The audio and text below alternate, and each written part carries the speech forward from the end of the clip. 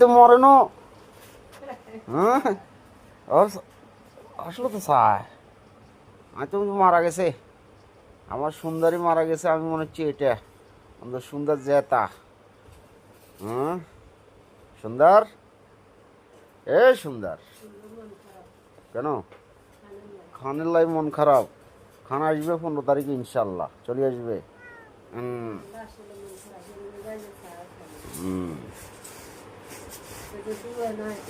হ্যাঁ খেলাধুলা, খেলাধুলার সাথে গেছো কে কেন?